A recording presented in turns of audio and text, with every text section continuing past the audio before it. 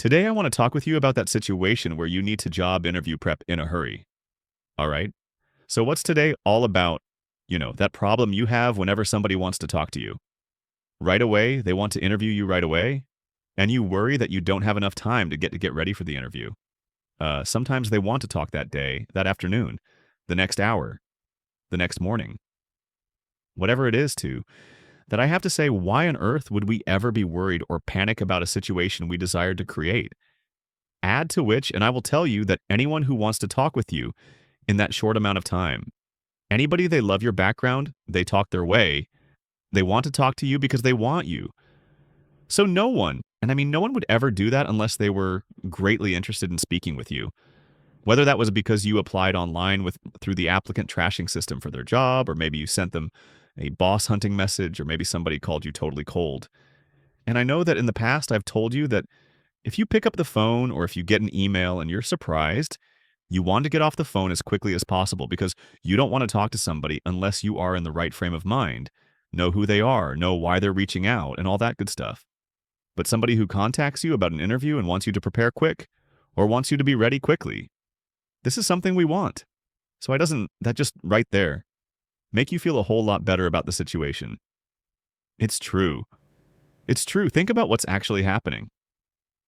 So why do we get nervous? The reason we get nervous is because on this channel, we play chess, not checkers. Your job search is chesty and checkers.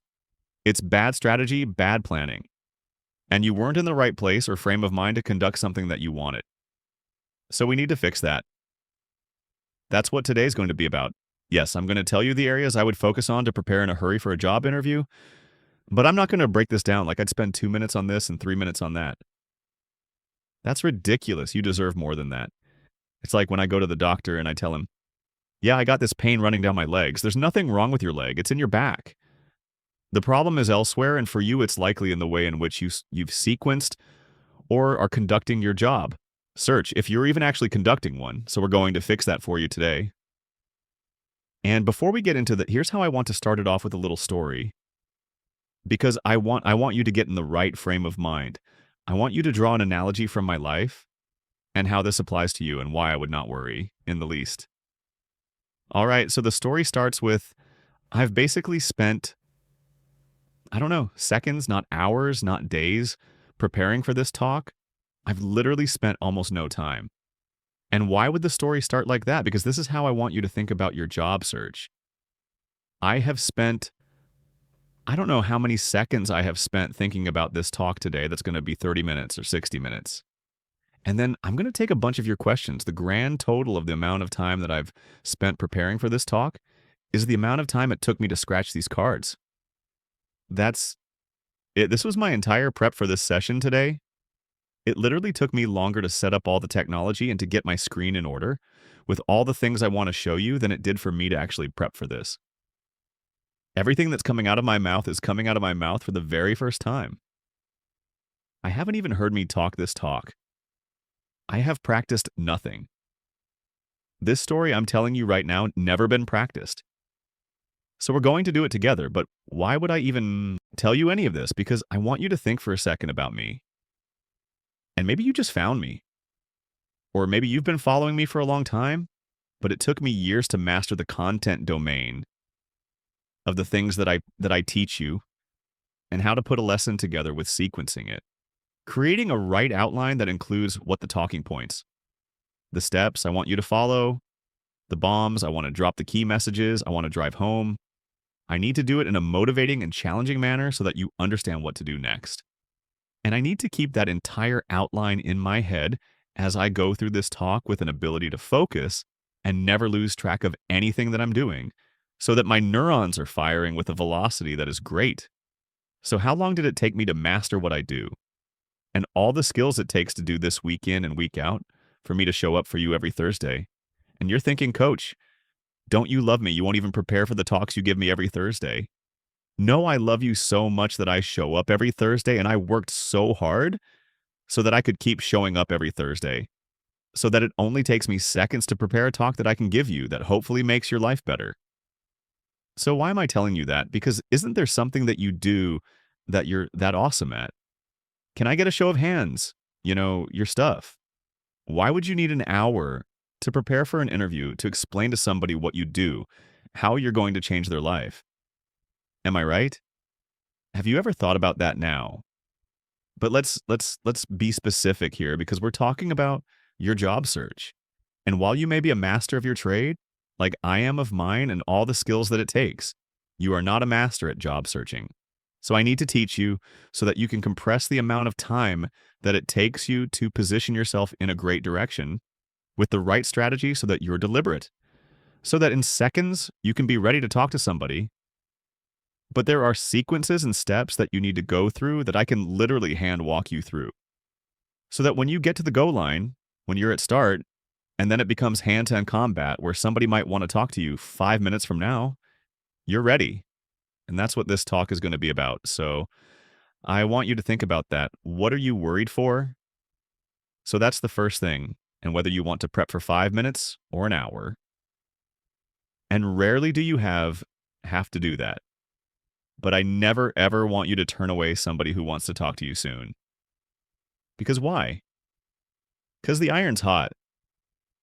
Baby, we don't want to let it cool down. Am I right? Can I get an amen on a Thursday or a Tuesday or whenever? The hell you're watching this. Right? You with me, who's charged? Give me a hey. Let me know you're here. All right, so let's run through it, eh? All right. First thing is, if you're ever in a situation where you're not ready to talk to somebody within minutes, there's something broken in your job searching chain. So let's fix all that first, shall we? Okay, so first thing that I wrote on my cards that I spent, I don't know, maybe 125 seconds writing. Actually, it might be a little longer because I made some mistakes and I had to clean them up. Meaning I made like a handy hand typo mistakes. All right. First thing is I want you to think of your job search in a static perspective and a dynamic perspective.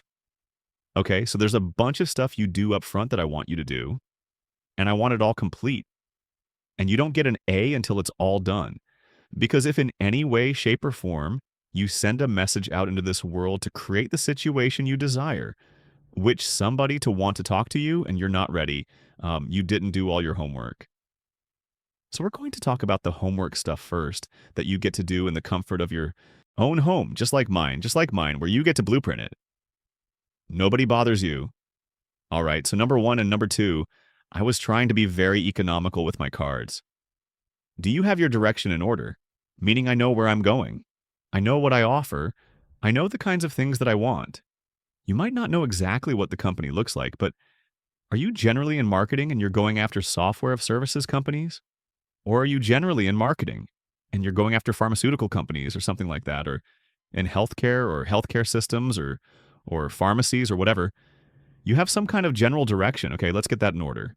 And the second thing is you've got your requirements. And I call this a number of things. So if I say requirements, the things that I require as an employee in order to create the figurative and literal environment that I operate in every single day. I'm not talking about the home office or the corporate office. I'm talking about everything related to what you need, the kind of boss you need, the kind of people you want to work with, what the cultural environment looks like. Everything we're going to be real self-aware up front. I call it your needs. I call it your happiness factors. I call it your requirements, and they're all equal. So step numbers 1 and 2. If this is not done, you are not in a good position to talk to anybody. Because even if your demigoddess of a company strolls up, you wouldn't know it because you are ill-equipped to evaluate it. And this takes more than an hour. Okay, so that's number 1. If you're wondering, well, what the hey does that look like? I'm going to show you because I'm all about show and tell. Now, I have, as an executive recruiter, interviewed more than 20,000 people, literally like spoken to them. The first, over 12,000, I very diligently was tracking the things that were important to them. And I'm not saying the things that are important to all those people need to be important to you. I'm saying that if you're looking for multiple choice and you want a Kickstarter of the kind of things people generally care about, because it's easier to react than it is to create. Write that down, right? It's easier to react than it is to create, which is why a lot of this is really hard. So if you sat in front of me and I said from a blank sheet of paper, can you please just write out a list of 25 things that you need and be as detailed as possible, you would hate me.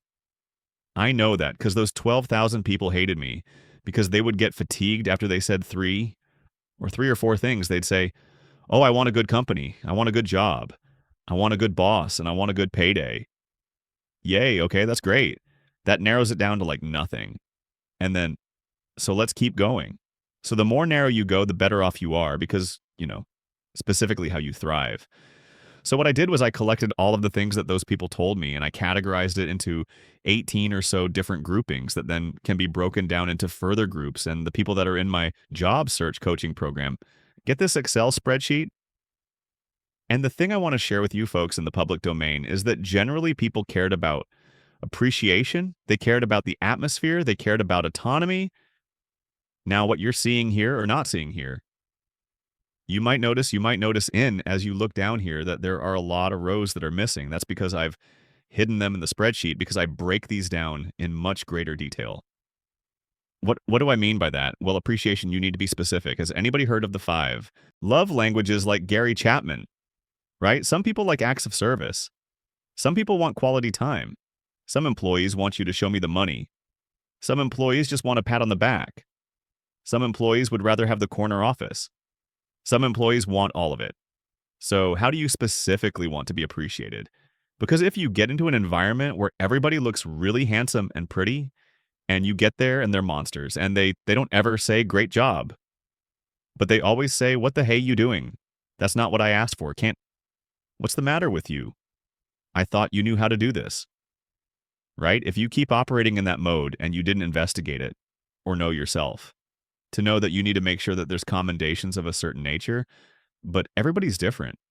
So the lines you're not seeing are some nomenclature I put in there for the people in the program so that they can at least get started on picking and choosing. So what I want you to do is I want you to create a list. I don't care if you use a spreadsheet. I don't care if you use a system. I don't care if you use anti-AAI. I don't care if you use the back of a napkin. I don't care if you're right on notepads like I do. It makes no difference. Make a damn list. Please, that's 1 and 2. Okay, so then the other thing I want you to do, by the way, that has like 86 rows in there, broken down for those people. In case you want to get in that program. But number 2, or wait, we're number 3, 4, 5, 6. Hang on a second. Just want to make sure I got everything. Okay, the other thing I want to tell you about your requirements is you need to make sure that in the requirements area you have, in alignment with your criteria, questions for the employer. Why do you want to do this first? So you could thoughtfully think about the areas you need to investigate, and then you're going to identify questions that help you understand whether they are appreciative of their employees. What might those questions be? How do you show appreciation for your employees? That's a stinky question, but it's a question for illustrative purposes. The last person who got promoted, what did you do? What happens in the promotion process? How is that person recognized? Were they given a pay raise? Can you just explain to me what that process looks like? How frequently you do it? What's required in order for somebody to get promoted and so on and so forth? Okay, now why do you want to do this up front? Every time you identify a need, you know how you all come to the shows and you ask me, hey, Coach Andy, what are some good questions I should ask in an interview? And I say, how the heck should I know? What do you want in a company? What do you want in a job? Every question you ask in an interview, when you ask it of the interviewer, is aimed at listing 2 major pieces of information. Is it a good company? And is it a good company for me? Right? If I go to Apple and I'm trying to investigate their financial stability, I know Apple's going to stick around. I know they're stable. Okay, that's great. And Apple's a good company, but is it a good company for me? I don't know. Will they let you work from home or not? Do they need somebody with your kind of experience? Do they offer structure, or is it more of a green field where you need to be able to operate in chaos or free form? I don't know. You got to ask the questions. All of that's done up front. So now when you get done with 1 and 2, these requirements have questions that you're going to be asking in an interview. And we're going to bookend the question asking. But I wanted to make a comment up front that you need to have questions that align to the things that are important to you, and then you can determine the level of priority of that need. And the higher the priority of the need, the more paramount you asking the questions in an interviewing process. Not in an interview, in an interviewing process. You get the entire process to ask your questions. You don't need to ask all 87 questions in one interview. I don't care if you ask no questions in an interview. If you run out of time, the goal is to sell yourself. But ultimately, at the end of the day, the goal is to make a thoughtful career decision about working for an organization or choosing a career path or something of that nature. And that requires what information? And he or she who has more information makes a more educated decision. And the fewer blind spots you have, the greater the likelihood that you're going to make a sound decision. Okay, so you want to get your questions in order. I'm not sending a boss hunting message or applying online for any job until I have all that in order so that when I'm asked to come to the interview, I'm ready with my questions. I don't even need to think about questions. I need to ask them. I already got it all done. Number 3 and 4, who loves this? So far, come on, we're only 17. All right, target companies and their goals and problems. Why is this important? Well, I want to know who I'm targeting. I want to know those types of organizations for which I would be a good match if I'm a project manager. And I've implemented CRM systems for healthcare companies. I'm going to be targeting CRM positions for healthcare companies, for pharmaceutical companies, for health systems, for anything of that ilk. And what are the goals? Well, if I'm a project manager of it, they probably want to implement it. Solutions, that's one goal, on time and on budget. So I need to be proficient at managing projects. They might have different solutions or evolutions of technologies they need to go through. Maybe they're moving from a very archaic manual process to a system process. Maybe they need to implement a software solution that is packaged. You're buying it off the shelf and you're implementing it. Maybe they need to add an AI layer to it, who knows? But you need to understand what their goals and problems are. And I have taught you in 1,000 videos about how to figure that out. This needs to be in order. And why does the goals and the problems need to be in order? Why do you need to know the goals and the problems? We haven't even gotten a right in your resume, right? Does anybody think I'm doing this backwards? Right? I haven't written a resume yet. Why? Because I don't know who I'm targeting, and I don't know what their goals and problems are until I sit down and I identify them. Because why I want to align everything I do in my resume to the targets based on their goals, you see I underlined that 3 times. In red, not your skills, not your history, I don't care what you've been through. It's all about them. You don't care how much time I spend in my office thinking about you. You don't care how much time it took me to shoot videos for you to put them in a system. You don't care about that. What are you buying? You're buying a faster job search. You're buying a better job search. You're buying a better career choice. You're buying more pay. Right? So I need to show you my resume when it comes to all of that stuff. Not how I sit at home and make videos with my Dawson. You follow me, okay? So you're at step number 5, which is really kind of step number 6 because you're putting questions in there. Then what messages? Emails cover, letters, networking messages. What do I mean here? Well, when you are going to start searching, I would not be building these things on the fly. I would be tailoring them on the fly. Does that make sense? So when I want to start job searching, that we have not hit the start line yet. We're in the blueprinting phase. You are all the architects of your life. Be the architect of your job search. So what do I mean? Well, I want to get all of my speed rack in order. So I'm not thinking about any of that nonsense. Okay, so what do I mean? Well, when I'm thinking about networking, this is what I'm talking about. Feel free to use my list, but only the people in my program can use my templates. All right, so these are some job search networking templates that I think you need to have in your speed rack. The reach out to a stranger who's likely not the boss. Boss hunting. I give these away free. Or maybe you're connected first degree. Oh, hang tight. Maybe you're connected first degree. Dang. Hang on. Maybe you're connected first degree to somebody who knows somebody at your target connection, works at my target company. A buddy I used to work with, you get the idea. And then what I would say is there are also some boss hunting related templates. I give you these sample boss hunting messages, which you can download free from my website or from my YouTube channel. But then there's going to be some interaction. I'm not spending any time on the fly creating these. I'm using a speed rack I've already created, or if I'm not fortunate enough to have these in hand, then what I'm doing is each time I'm iterating through my search, I'm making a template of my response so that when I get that objection again, like Andy, I boss hunted Yay, just like you said, and the boss got back to me and said, he wants me to put my resume into the applicant trashing system. What do? I've already told you, you put it in, and here's what you send that person back. And here's what you ask them, and so on and so forth. If I've already given you that, if you are not using these tools of mine, then when you write your response back, you need to package it. Because every boss, every third or fourth boss that you target is going to say that to you, so you want to have that in order.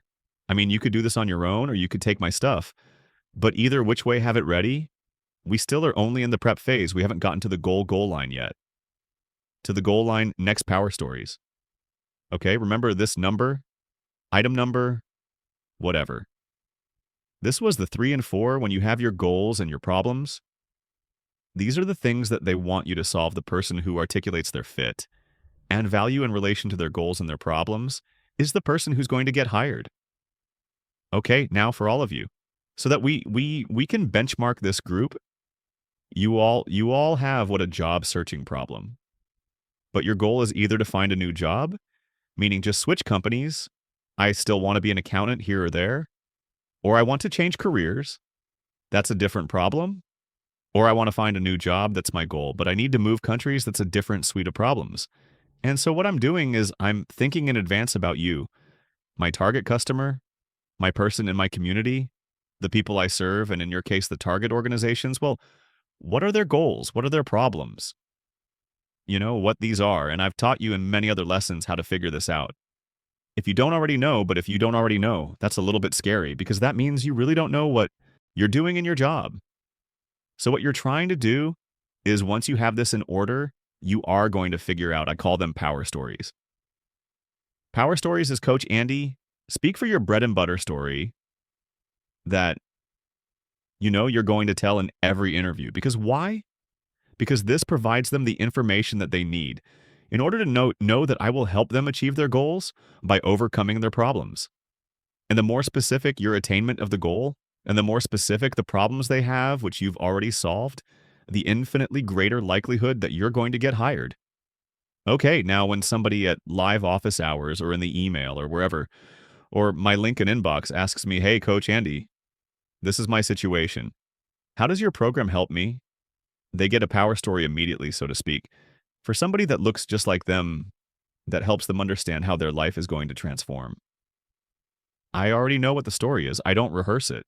I don't have to rehearse it. Why? Because I lived it with that person or people that look just like that person. So what you're doing is going back to that example I alluded to a few minutes back. The project manager who's implemented CRM systems for healthcare companies or pharmaceutical companies or whatever it might be, that power story that maps to what that future organization needs, that thing's already baked, cooked, baked, and sitting there waiting to be told. And I still haven't sent out a message yet. This is blueprinting your search? This is strategy? This is what the war has won before it's ever fought you with me. So guess what? We get to go now. Okay, now we're ready. You with me, we're ready. Go send a message, go apply online, go do whatever it is you want to do. Because why? Because you're in order, because you're network. Who would love to help? You cannot help you unless your story is crystal clear on where you want to go. The interviewer who wants to hire you cannot do that unless you give them the information they need to make a solid decision. You already have all of that now. Now you get into hand-to-hand combat. So right now you've already got your direction in order. You got your requirements and you got these questions. You know, your target companies and their goals and their problems. You got your resume that's aligned to their goals and their problems. You've got your messages that are aligned to their goals and their problems. You got your power stories that tell them how they're going to achieve their goals by overcoming the problems that you already know how to solve. And now you're going to go. Now you're worried about how to prep in an hour per the title of the discussion. Okay, all right. So now keep in mind, if I've targeted that company or I've applied online, I've spent at least 5 minutes looking at their website and looking at their people, right? Okay, so first I review the company, I review the interviewers, assuming I know who they are, and if I have a job description, I'm glancing at that. Now, the fact of the matter is, if you applied online, you had C. You already know that, and you already know your power story that aligns. That is the main bread and butter thing that you need for the interview. So now I'm spending a few minutes just looking at this to make sure that it's in order. I'm not, I don't need to rehearse it a lot. There shouldn't be a lot of rehearsing. Next thing is I'm going to make sure, though, that I'm going to review my power story, and I call them branches. And let me explain what this is. When I say a power story, going back to my IRMET project management example, if I know, I'm going to tell you in an interview, no matter what you ask me, I'm going to tell you that story. No one can stop me from telling that story. If you want to ask me about my greatest strength, I'm going to tell you about a project I ran that looks just like what you need. If you're going to tell me about how I overcome a great challenge or challenges, I'm going to tell you that story. If you ask me anything, I'm telling you that story. And then sometimes what they do is they say, what challenges did you encounter? That's a branch. You can go deeper. They say, what's your leadership style? You revert back to the story, but you peel off a branch, or you peel off a leaf, or whatever it is off the tree, so that you're then going deeper into an additional aspect that's outside the 3 to 4 minute story that you told about how you ran this project. And so all I know is that after I reviewed all of this stuff and I got these stories in order, I don't need to relive and prep and prep and prep. Something that I did that I've already refreshed my memory on, because I absolutely knew I was going to need that. Because it's the best thing I have to sell me that matches me with what they need. Why am I spending a lot of time preparing that? I don't rehearse any of that stuff. I have a structure in my head that says you got to walk them through this stuff, all right? Then what? Hang on. I'm losing my cards here because I got so many. All right, then I would get my questions from my requirements. Now, 3 questions I absolutely would ask the right people. The hiring official, the management team, is I'm just giving you a little extra here. What does success look like? What problems do you anticipate? We're going to encounter in advance of achieving that success. What are we going to have to overcome? And when we do overcome them, what would that value to you be? What would that mean? In terms of dollars, cents, political capital, goodwill relationships, cash brand, recognition, tell me. And why do you want all this stuff? Because it's chess, not checkers, and I need that so that I can show you how I'm going to help you achieve that success. How I've already overcome those problems you told me I'm going to encounter, and now I'm planting the value in my counteroffer, Ardoin, to make sure that I put that back on the table. That when I say to them, you told me this was going to mean $2 million and infinite political capital, and it was going to make it easier for us to sell future projects and blah, blah, blah, they're going to get that back in their face when I got to make a counteroffer. And if I don't have that information, my counteroffer is a lot weaker. So when I'm prepping, I'm just, there you go. You don't even need to prep that stuff. I gave you the questions. Okay, let's talk about, got some videos where you can watch more detail. But the main thrust here is you're doing a whole lot of work up front so that when you get in the game, you only have to spend minutes prepping. You don't need a lot of time. All right? One thing to watch, how to start your job, search in the right place, going to help you with your requirements, thinking through your direction and your path.